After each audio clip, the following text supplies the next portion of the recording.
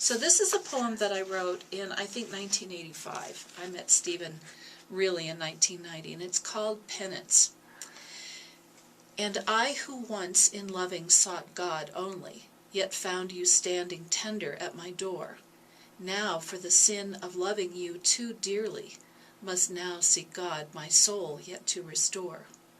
For loving wakened memories of our partings, of sorrows, spectres of our trials and hates, that though you rained sweet comfort's joy upon me, my melancholy fear would not abate. Oh, can such rapture truly be deserved, or should my heart desiring you e'en break, and deign the gods their leave to take you from me, their schemes of vengeance on God's own create? Thus love affixed in my remembrance, rejection's fear yet threatening out of sight, I foundered on the rock of indecision, and slipped away from you into death's night.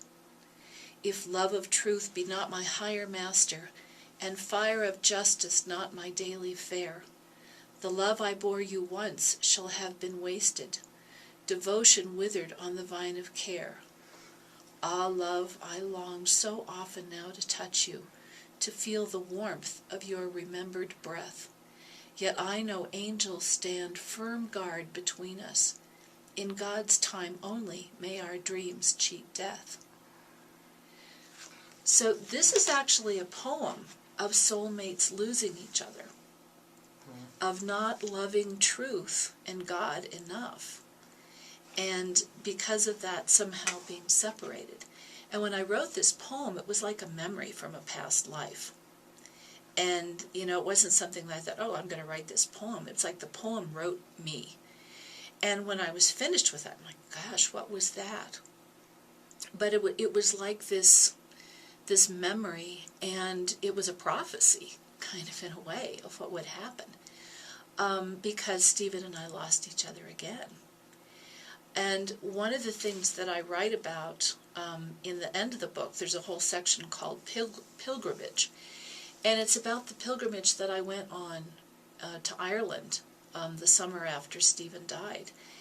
And part of the pilgrimage was to try to find him again, was to find that reconnection, because on one hand I could feel it, and on the other hand I couldn't, and he had told me, he said, don't try to find me, I won't be here.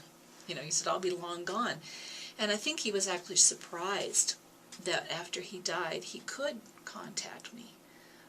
I could feel him sometimes. The day after he died, it's like he sent me back the feeling of where he was, which was incredible. It was unconditional love and light. It was so beautiful. But going to Ireland, I had experiences there that I felt like we finally finished. That what I wrote about, this continual loss of soulmates losing each other time after time after time, I felt like we finished it in this lifetime.